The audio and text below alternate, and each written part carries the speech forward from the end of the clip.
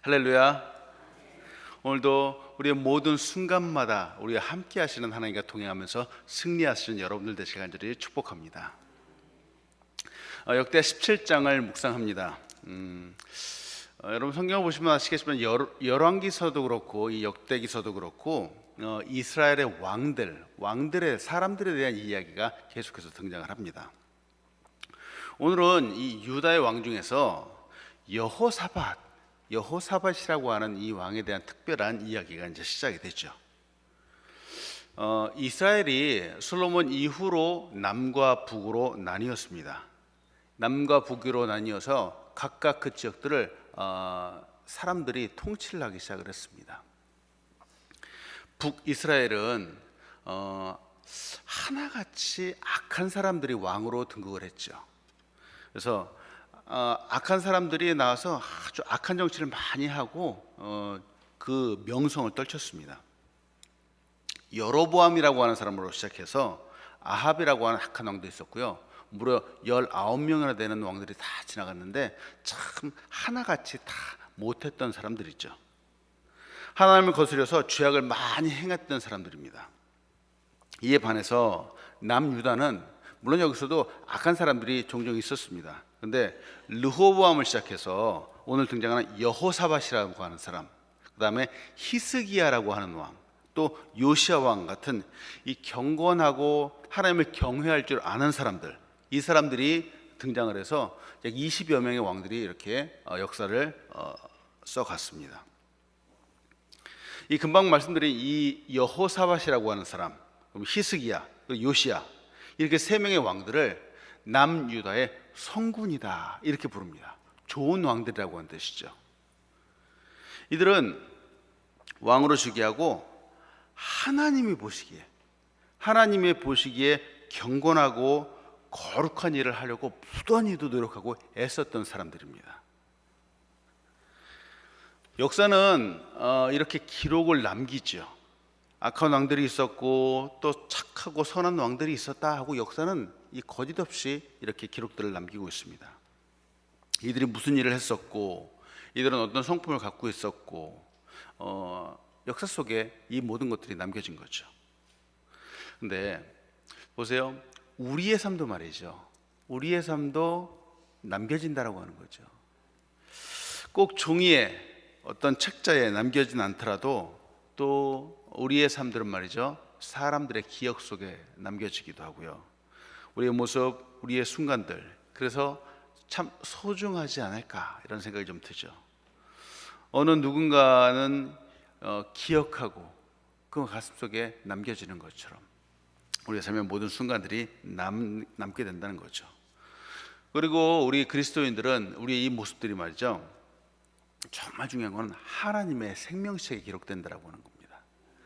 하나님께서 사실은 상을 주시기 위해서, 하나님의 은혜와 축복을 주시기 위해서 우리의 삶의 순간들을 다 기억하시는 거죠. 사랑하는 여러분, 오늘도 하나님과 동행하셔서 우리의 삶의 모든 순간마다 정말 하나님께 칭찬받는 여러분들 되시길 간절히 축복합니다. 오늘 본문을 통해서 나누고 싶은 첫 번째가 있습니다. 그것은 뭐냐면 하나님이죠. 하나님은 어떤 하나님이신가? 우리와 함께하기 원하시는 분이라는 거예요. 하나님은 간절히 열망하는 것이 있죠. 사람들과 함께하기 원하시는 거예요. 그래서 이스라엘 백성들과 40년 광야 생활 가운데서도 함께 하셨고요. 하나님은 모든 순간순간마다 사실은 우리와 늘 동행하고 함께 하시기 원하시는 분이 바로 우리 하나님이라는 겁니다. 근데 사람들은 그렇지 않잖아요. 나는 내 옆에 있는 사람들을 정말 같이 두고 싶은데 사람들은 영원하지도 않을 뿐만 아니라 그렇게 할 수도 없죠.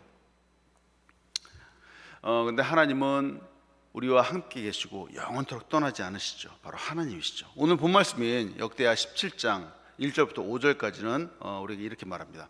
아사의 아들 여호사밧이 대신에 왕이 되어 스스로 강하게 하여 이스라엘을 방어하되 유다 모든 견고한 성읍들의 군대를 주둔시키고 또 유다 땅과 그의 아버지 아사가 정복한 에브라임 성읍에 영문을 두었더라. 여호와께서 여호사밧과 함께 하셨으니 이는 그가 그의 조상 다윗의 길로 처음 행하여 바알들에게 구하지 아니하고 오직 그의 아버지의 하나님께 구하며 그의 계명을 행하고 이스라엘의 행위를 따르지 아니하였습니다. 그러므로 여호와께서 나라를 그의 손에서 견고하게 하심에 유다 무리가 여호사밧에게 예물을 드렸으므로 그가 부귀와 영광을 크게 떨쳤더라. 여호사밧이라고 하는 왕이 역사의 무대에 등장하고 이제 통치를 하기 시작합니다. 여호사밧은 아사라고 하는 왕의 아들이었습니다. 아사 왕도 좋은 왕이었습니다. 개혁을 감행을 했었고요. 근데 우리가 며칠 전에도 보았지만 그 어머니였던 미가야가 우상을 숭배했다라고 하는 이유로 태후의 자리를 패하기도 했던 그런 왕이었습니다. 이 아사는 거의 일평생을 말이죠, 여호와 하나님과 함께 했었던, 그래도 아주 비교적 온전했던 그런 왕이었습니다. 근데 왕의 말년에 말이죠, 아사 왕의 말년에 선지자였던 하나니를 옥에 가두기도 하고요, 또 발에 병이 나자 하나님을 찾지 않고 의원들만 찾았던 그런 사람입니다. 이게 어제 본문이었던 역대 16장의 내용입니다. 이후로 아들이었던 여호사밧이 왕이 되었습니다. 유다의 4대 왕으로 등극을 했습니다. 그리고 그가 한 일은, 왕으로 등극을 해서 이 여호사밧이 한 일은 바로 이스라엘에 대한 방어 체계를 갖춘 것이었습니다. 방어 체계. 여호사밧이 칭찬받는 부분이 바로 이 부분이었습니다. 여호사밧이 즉위했을 때 그가 아주 현명하게 이 나라를 지키고자 했다는 거죠. 지키는 그 방법 중에 하나가, 왜 국제적인 외교 같은데 그렇잖아요. 큰 나라, 힘이 센 나라에 도움을 요청하는 거잖아요. 그래서 와서 우리를 도와주고 우리를 지켜주십시오라고 도움을 요청하는데, 이 여호사밧은 그렇게 하지 않았고요. 다메섹의 도움을 청하지 않고 유다 자체 강력한 나라의 힘을 얻기 위해서, 갖기 위해서 스스로 정비를 했다라고 하는 거죠. 그래서 각 성과 에브라임에 강력한 수비대를 배치했습니다. 그리고 거기다가 하나님을 의지해서, 개인적으로도 하나님을 의지해서 하나님이 함께 하시는 축복을 받아 누린 왕이 바로 이 여호사밧이라고 하는 사람입니다. 여호사밧이 남유다의 왕이 오를 때에, 보세요, 아까도 말했지만 이 북이스라엘과 남유다로 서로 나뉘었습니다. 지금 현재 이 우리 한국의 남북한가 같은 그런 대치 상황이었죠. 북쪽의 이스라엘에 아합이라고 하는 왕이 3년째 다스리고 있었을 때에 바로 여호사밧이 남유다의 왕이 되었습니다. 아합은 아주 활동적이고 호전적인 사람이었는데 바로 악을 행했던 사람들입니다. 악을 행했던 사람입니다. 같은 동족이었지만 이 아합이 노리고 있었던 것은 언제 남유다를 공격할까라고 하는 그런 생각을 품고 있었던 사람이죠. 때문에 이 남유다는 늘 불안했던 겁니다. 언제 공격해 올지도 몰라서 불안했던 거죠. 이에 대해서 유다는 이 대책을 강구하지 않으면 안 되었던 거죠. 이때 여호사밧이 세운 전략이 바로 방어형 전략이었다는 겁니다. 전쟁에는 여러 가지 방법이 있죠. 사실은 공격하는 것이 가장 좋은 방법입니다. 공격을 해서 적들을 무너뜨려야지, 그래야지 우리가 안정을 취해서 살 수 있잖아요. 그런데 여호사밧은 공격이 아니라 방어형 전략을 선택했다는 거죠. 근데 이게 하나님 보시기에 좋았다라고 하는 겁니다. 하나님. 4절과 5절을 다시 한번 봅니다. 4절과 5절을 다시 한번 보니까, 오직 그의 아버지의 하나님께 구하며 그의 계명을 행하고 이스라엘의 행위를 따르지 아니하였습니다. 그러므로 여호와께서 나라를 그의 손에 견고하게 하심에 유다 무리가 여호사밧에게 예물을 드렸으므로 그가 부귀와 영광을 크게 떨쳤더라. 4절을 보니까 이스라엘의 행위를 따르지 않았다라고 지금 성경이 이렇게 기록하고 있는 거죠. 북이스라엘의 아합 왕은 말이죠, 하나님이 당시에 금하셨던 행동을 저질렀던 사람이죠. 즉 이스라엘 동족 간에 전쟁을 일으키려고 추구했던 사람이라는 겁니다. 근데 이때 여호사밧은 도리어 공격을 하지 않고 방어형 자세를 취했던 것이죠. 여호사밧은 동족 간에 싸우고 싶지 않았던 것이죠. 비록 남과 북으로 나뉘어 있지만 형제끼리 피를 보는 것이 그렇게 득이 될 수가 없는 겁니다. 물론 하나님께도 영광이 되지 않죠. 싸우면 남들만 좋은 거잖아요. 이 부분을 보면서 생각하는 것이, 보세요, 한 나라의 민족도 남과 북으로 싸우는데 그래도 이들은 여전히 형제들이라는 거죠. 싸워봤자 득이 될 게 없잖아요. 한국도 그렇잖아요. 남과 북으로 나눴지만 이것이 한국도 전쟁이 난다라고 하는 것이 서로에게 득이 될 수가 없는 겁니다. 교회도 그렇잖아요. 교회도 우리 모두를 형제 자매라고 하고 한 가족 공동체로 봤는데 교회 안에서 종종 싸우는 경우들도 보게 되죠. 기분 상하게 되는 상황들도 있죠. 근데 여러분, 여호사밧이 방어형 전략을 세웠다. 즉, 그 마음속으로도 싸우고 싶지 않았다라고 하는 이 사실을 가지고 여러분, 정말 내가 기분이 나빠도 혹은 화낼 일이 있어도 교회 안에서는 싸우지 마시기 바랍니다. 정말 중요하죠. 왜냐하면 싸우면 우리만 손해인 거예요. 싸우면은 가장 좋아하는 존재가 바로 사탄이잖아요. 교회 안에서 싸우면. 여호사밧은 처음부터 이스라엘과 싸울 마음 자체가 없었던 거예요. 그렇지만 왕으로서의 책임을 다해야 되는 거잖아요. 만약에 공격을 해 들어오게 된다면은 내 백성, 이 땅에 있는 땅과 백성을 지켜야 되는 책임을 다해야 되기 때문에 그래도 방어형 전략을 세웠던 거죠. 그가 택한 방법은 이 방어를 강하게 하는 겁니다. 강한 공격을 막아낼 수 있는 방법을 택한 거죠. 1절과 2절을 다시 한번 봅니다. 아사의 아들 여호사밧이 대신에 왕이 되어 스스로 강하게 하여서, 스스로 강하게 한 거죠. 이스라엘을 방어하되, 여기서 이제 방어한다라고 하는 이 단어가 강하게 등장을 하죠. 유다의 모든 견고한 성읍에 군대를 주둔시키고 또 유다 땅과 그의 아버지 아사가 정복한 에브라임 성읍에 영문들을 두었더라, 이렇게 나오는 거죠. 1절을 보니까 스스로 강하게 하였다는 거죠. 그리고 이스라엘 방어하였다, 이 부분, 이 단어를 강조하고 있는 겁니다. 또 2절을 보니까 성읍마다 군대를 주둔시켰어요. 유다 땅과 에브라임 성읍에 영문들을 두었다라고 말하죠. 여기서 말하는 영문이라고 하는 것은 수비를 전담하는 군인을 말합니다. 수비. 여호사밧은 나라의 일선에 위치한 성읍들에 먼저 군대를 주둔시켰습니다. 그리고 선친이 장악한 에브라임 지역에는 전보다 더 강력한 수비대를 배치했다라고 하는 거예요. 군인들을 준비를 하지 않은 것이 아니죠. 군인들을 준비를 했습니다. 준비를 했는데 목적은 공격하기 위한 것이 아니라 방어하기 위해서 군인들을 준비했다는 거죠. 싸우고자 한 것이 아닙니다. 중요한 것이 바로 이 태도가, 이 모습들이 너무 중요하다고 하는 겁니다. 이 자세가 하나님이 기뻐하시는 자세였다고 하는 거죠. 남들을 공격하고 남들을 어렵게 하고 그렇게 하기 위해서 내가 스스로 정비를 한 것이 아니라 정말 보호하고 지키고 남기 위해서 준비를 했다는 거죠. 오늘날 이 세상에서 찾아보기 힘든 모습이잖아요. 사람들이 얼마나 싸놓워졌는지 모릅니다.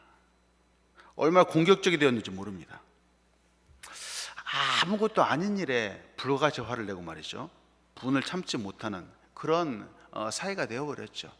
한국뿐만이 아니라 이 미국도 그렇잖아요. 분노 조절 장애라고 여러분 들어보셨잖아요. 이 단어가 과거에는 없었던 단어이잖아요. 근데 오늘날 생겼고 많은 사람들이 치료를 받아야 하는 그런 대상들이 되어버렸습니다. 실제로 사람들이 그렇잖아요. 이런 사회 속에서 우리 그리스도인들은 어떻게 살아가야 될까? 여호사밧의 모습이 그래도 좀 도움이 되는 것 같죠. 힘을 키우고 능력을 키우는 것, 정말 이것이 필요한데요. 그 목적은 공격하기 위한 것이 아니라 정말 잘 방어하고 보호하기 위해서 그랬다는 거죠. 여호사밧이 취했던 방법은 말이죠, 4절을 보니까 오직 그의 아버지 하나님께 구하였다, 이렇게 나오는 거예요. 위급한 상황인데 때때로 남들이 쳐들어올 수밖에 없는 상황인데 여호사밧이 취했던 방법은 오직 그의 아버지 하나님께 구하였다. 4절을 시작하면서 말이죠, 오직이라고 하는 단어가 등장을 하는 거예요. 오직. 사람들이 이것도 써보고 저것도 써보고 이런 온갖 방법을 다 해보고 할 수 없어 이제 하나님을 구한다, 그게 아니라 여호사밧은 처음부터 오직 이 한 가지 하나님 아버지께만 구했던 이 방법을 처음부터 했다라고 하는 거죠. 그리고 계명을 행하고 이스라엘의 행위 아까 같은 방법을 하지 않았다라고 하는 겁니다. 그런데 그 결과가 놀랍다라고 하는 거죠.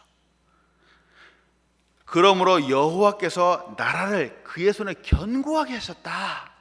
바로 성경은 이렇게 말하고 있는 거죠.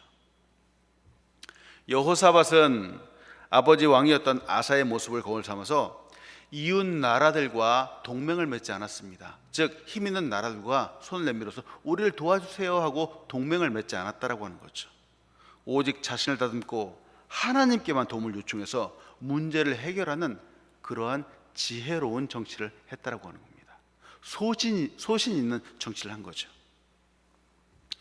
6절에 나오지만 여호사밧은 전심으로 여호와의 도를 행하였다.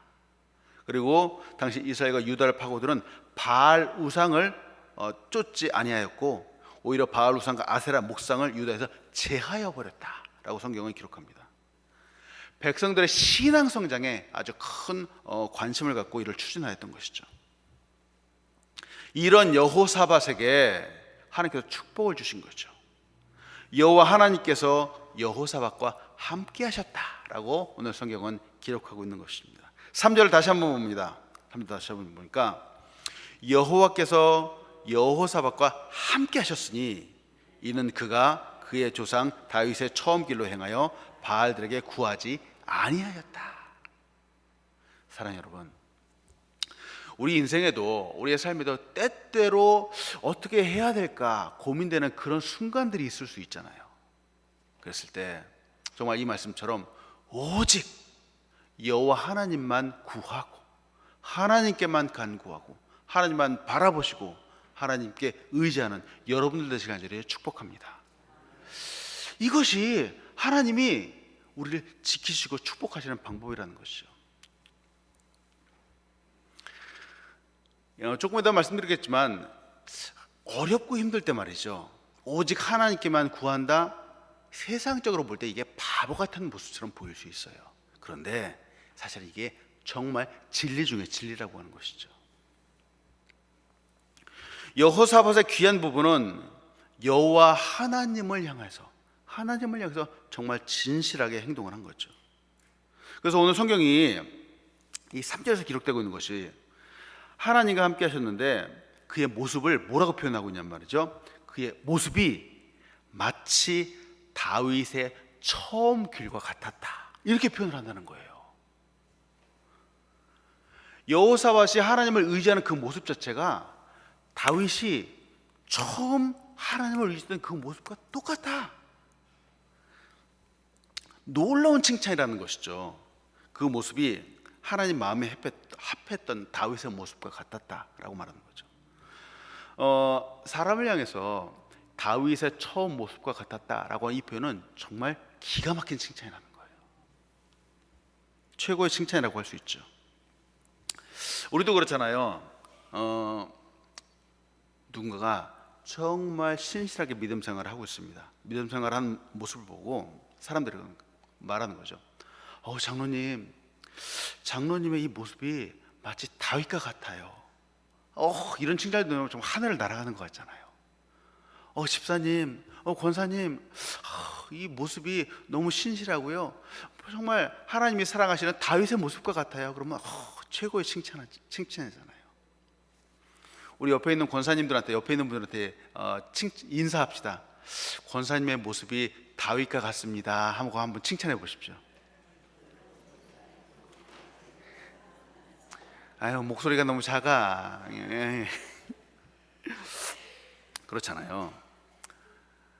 우리의 모습, 우리가 하나님을 믿고 의지하는 이 모습이 정말 신실해서 말이죠, 어느 누가 나한테 얘기를 해주는 거예요. 권사님의 모습을 보면서 참 은혜 많이 받아요. 마치 다윗이 하나님이 사랑했던 그 다윗의 모습과 같아요. 오늘 성경에 기록된 대로 이렇게 말한다면은 우리의 이 신앙생활이 결코 헛되지 않다라고 하는 거죠. 우리의 삶 가운데 이런 칭찬이 가득한 모습이 되길 간절히 소원합니다.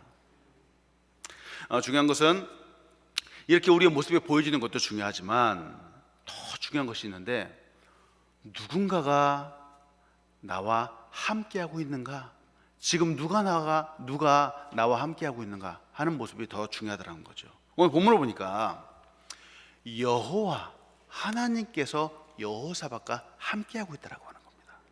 하나님이 지금 여호사밧과 함께하고 있는 그 모습이 지금 성경에 기록되고 있는 거죠. 하나님께서 직접 그와 함께 있기를 원하셨다라고 하는 거죠. 이것이 축복 중에 축복이라는 거예요. 사람 말이죠, 내 옆에 누가 함께 있는가, 바로 그 모습을 통해서 내가 보여지게 된다는 거예요. 평가받게 된다는 거예요.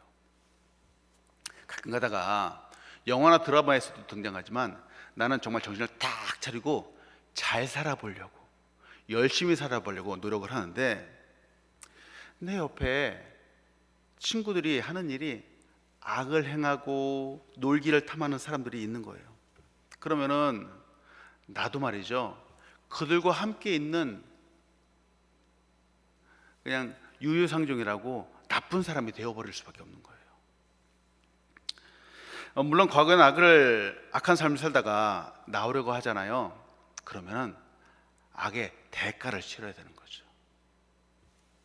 때문에 여러분, 항상 하나님과 함께 동행하시는 여러분들 되시기 바랍니다.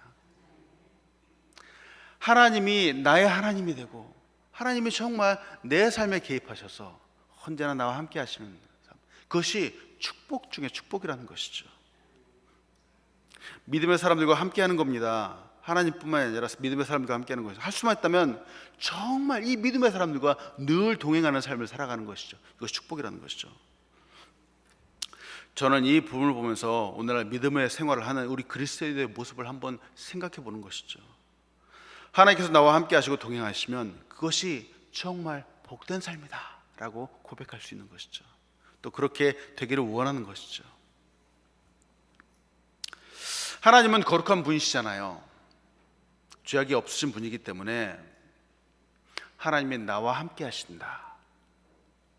우리는 사실은 말이죠, 이거를 추구하려고 하는데, 아까 우리 집사님이 기도하셨던 것처럼 우리의 마음속에는 말이죠, 이거를 원하지만 실제로 우리의 삶에서 이와 같은 삶을 살아내는 것이 쉽지 않다라고 하는 거예요.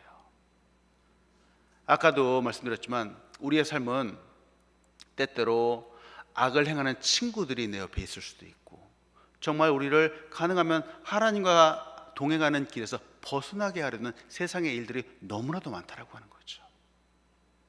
그래서 우리의 삶은 정말 하나님을 향해서 계속해서 추구하며 살아가야 된다는 거죠.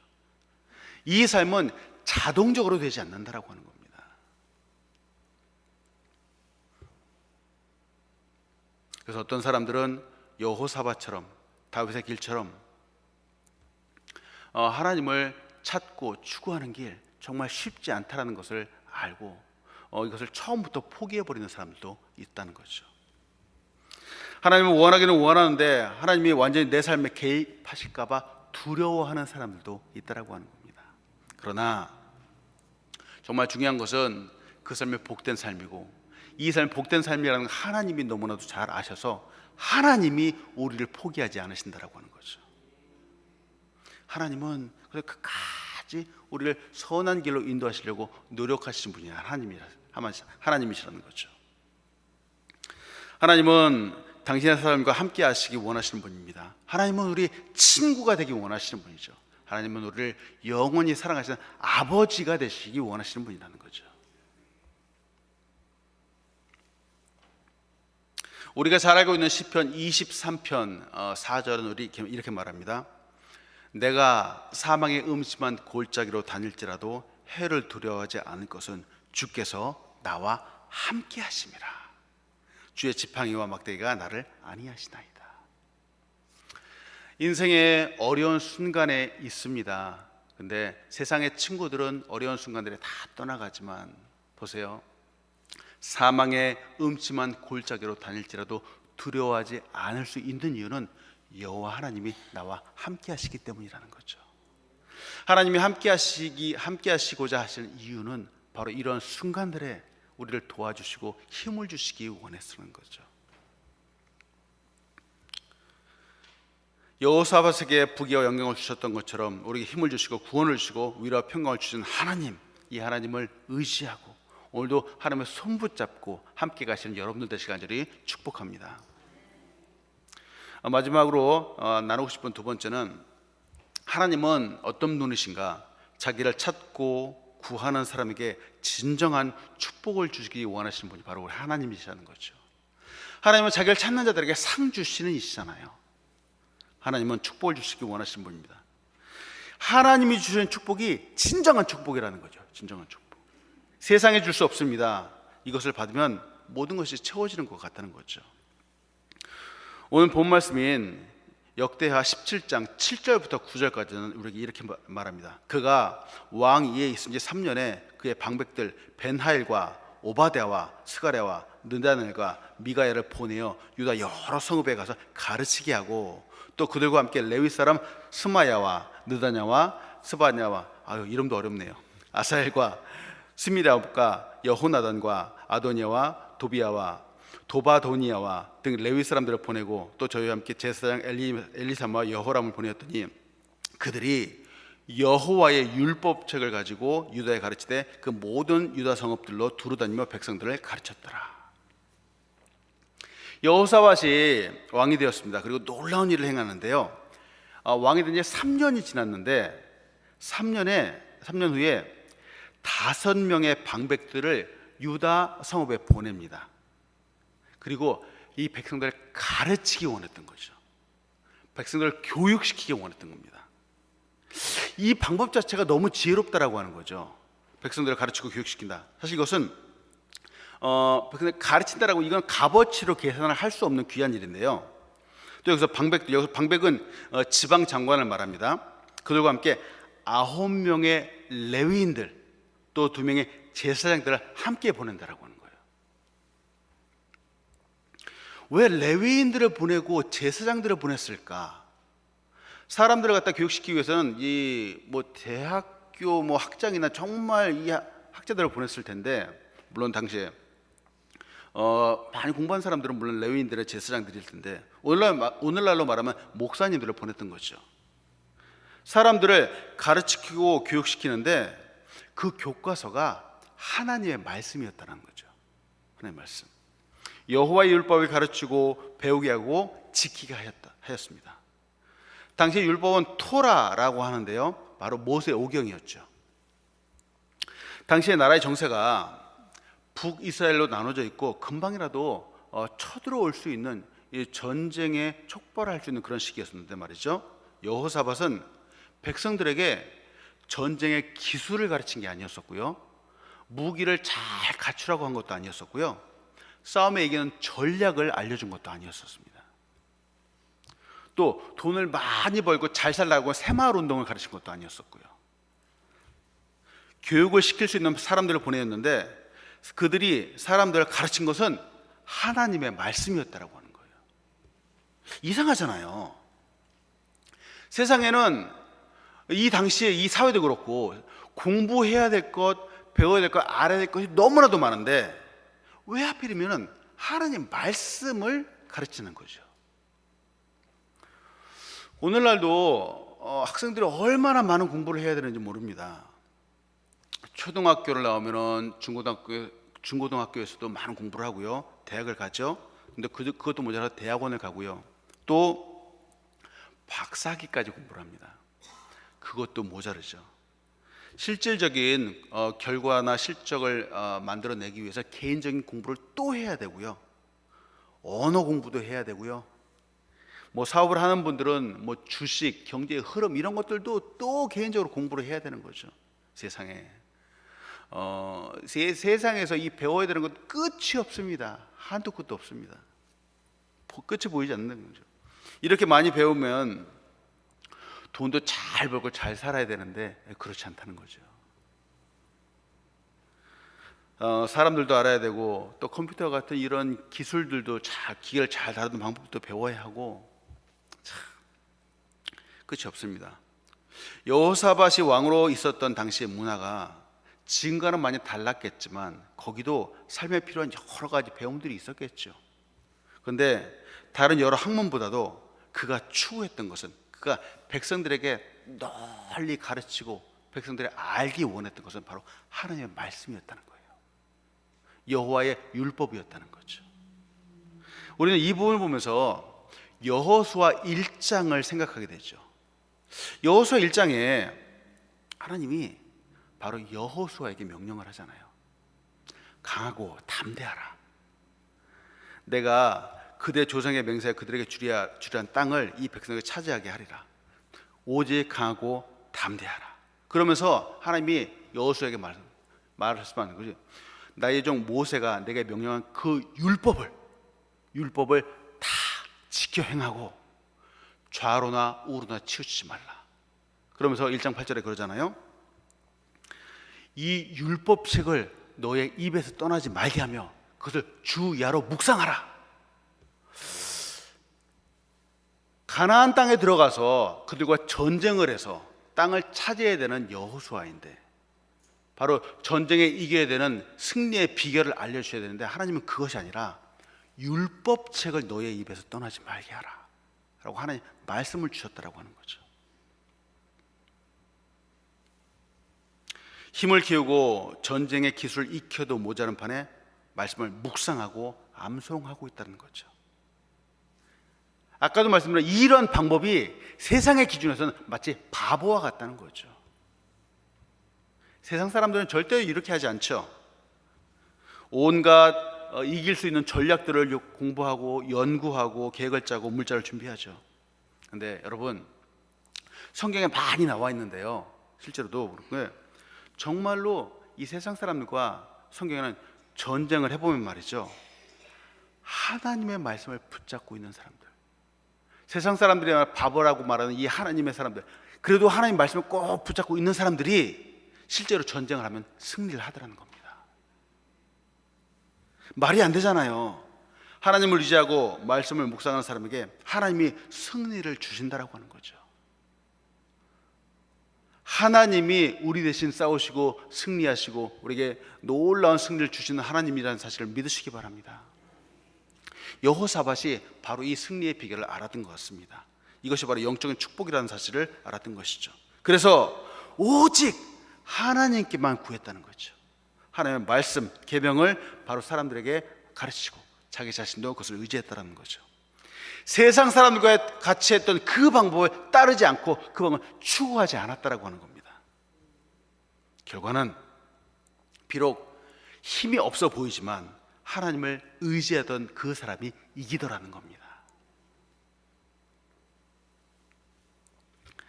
결과는 바보 같아 보이지만 말씀, 율법을 의지하는 사람이 결국은 승리를 하게 되어 있습니다. 세상에 화려하고 좋아 보이는 것 같지만 그 세상의 것들은 하나님 앞에서 다 무너져 내린다는 거죠. 사랑하는 여러분, 이제 말씀 마칩니다. 오늘도 이 하나님 말씀을 정말 잘 보시기 바랍니다. 이 말씀을 잘 묵상하시기 바랍니다. 세상 사람들이 볼 때는 세상에서긴 지식을 쌓는 것이 더 지혜롭다고 말하지만 그렇지 않습니다.